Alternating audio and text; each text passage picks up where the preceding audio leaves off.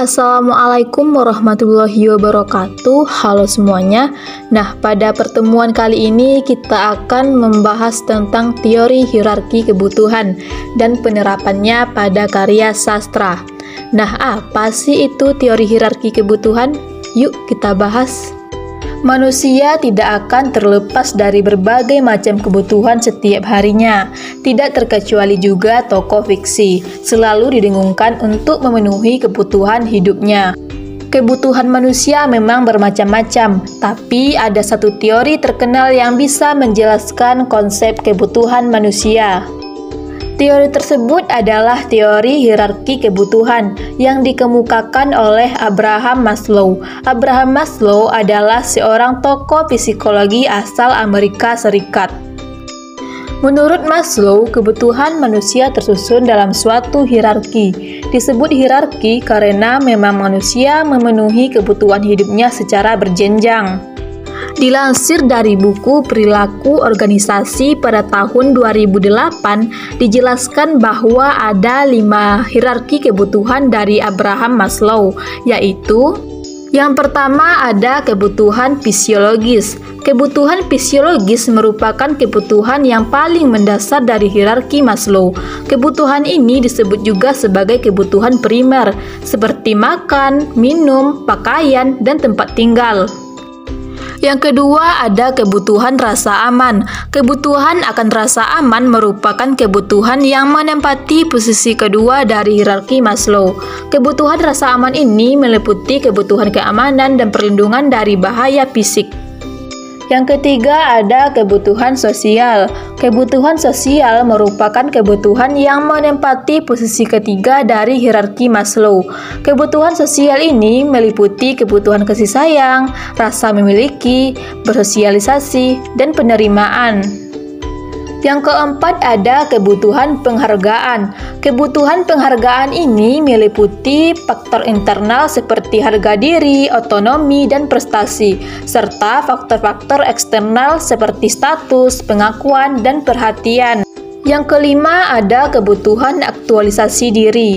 Kebutuhan aktualisasi diri merupakan kebutuhan yang menempati posisi tertinggi dari hierarki Maslow. Kebutuhan ini mencakup kebutuhan yang mengembangkan potensi yang ada pada diri sendiri, kebutuhan untuk meningkatkan kemampuan diri, serta kebutuhan untuk menjadi orang yang lebih baik. Nah, itu tadi pembahasan mengenai teori hierarki kebutuhan. Nah, sekarang mari kita aplikasikan teori ini pada sebuah karya sastra. Baiklah, di sini kita akan menerapkan teori ini pada cerpen Orang-orang dari Selatan Harus Mati Malam Itu karya dari Faisal Odang.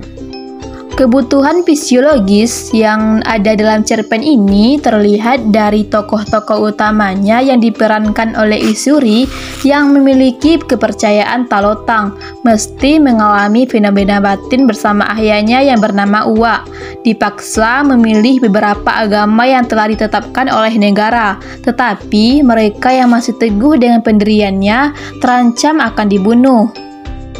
Nah, inilah bukti kutipan dari pernyataan tersebut bahwa Isuri dipaksa untuk menganut agama resmi di negaranya. Kalau tidak, bahwa Isuri akan diancam akan dibunuh. Narasi tersebut menggambarkan bahwa tokoh utama Isuri dan Uwa mengalami guncangan jiwa yang dipaksa untuk memilih agama yang telah ditetapkan. Beberapa catatan sejarah menjelaskan bahwa kepercayaan talotang ini dianggap pemerintah sebagai bentuk melawan arus karena mereka menyembah berhala dan tidak mengakui adanya 6 agama yang telah ditetapkan. Karena itu, pemenuhan kebutuhan fisiologis tokoh Isuri terlihat pada kebutuhan agama. Kebutuhan agama adalah salah satu kebutuhan dasar dan penting dalam diri manusia yang bersifat spiritual untuk mampu memberi semangat dan dorongan dalam kehidupan. Yang kedua ada kebutuhan akan rasa aman. Kebutuhan akan rasa aman dalam cerpen ini ialah pada saat Isuri dan Uwa melarikan diri dalam hutan untuk menghindari kelompok pemerintah yang mengejar mereka. Pil pahit harus diterima Isuri sendiri bahwa kekasihnya adalah salah satu dalang dari penumpasan orang-orang seperti mereka. UP adalah seorang anggota KGSS yang terjun dalam penumpasan komunitas Talotang. Nah, ini adalah bukti kutipan dalam cerpen Orang dari Selatan Harus Mati Malam Ini pada halaman 26 akan rasa aman. Rasa aman akan membuat mereka menghindari kekuatan-kekuatan yang mengancam seperti yang digambarkan pada narasi mengenai bahaya bagi orang-orang Talotang yang tidak taat terhadap peraturan negara. Oleh sebab itu, pemenuhan kebutuhan tokoh utama Isuri dengan cara menghindari kejaran mereka dengan bersembunyi di dalam hutan. Bersembunyi membuat hati, batin, dan pikiran menjadi tenang. Berdasarkan analisis perwatakan Isuri dapat disimak bahwa tercapainya rasa aman tidak terlepas dari bantuan ayahnya yang bernama Uwak yang selalu memperhatikan kehidupannya. Yang ketiga ada kebutuhan sosial. Penggambaran tokoh Isuri memenuhi kebutuhan sosial tidaklah mudah. Ia mencintai seorang pemuda yang bernama Upe yang berstatus sebagai anggota KGSS yang memiliki posisi dengan agama yang dianutnya.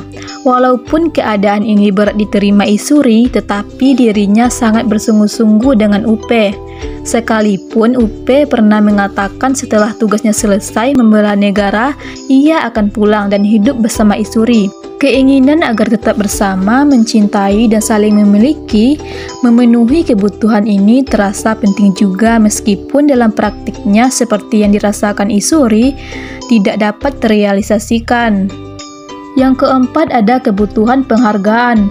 Pemunculan kebutuhan harga diri terlihat dari semangat dan perjuangan tokoh Isuri serta mempertahankan kepercayaan religius mereka.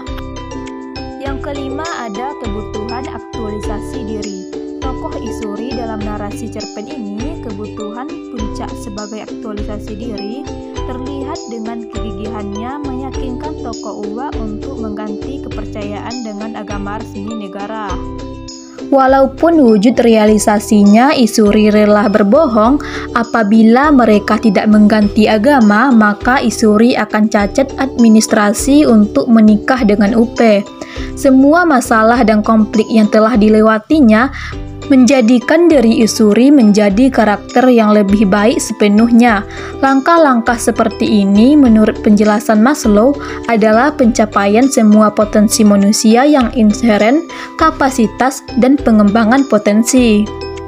Isuri menunjukkan kondisi yang baik dengan mencoba mengajak dan berkompromi pada Uwak demi memperoleh hak sipil sebagai warga negara.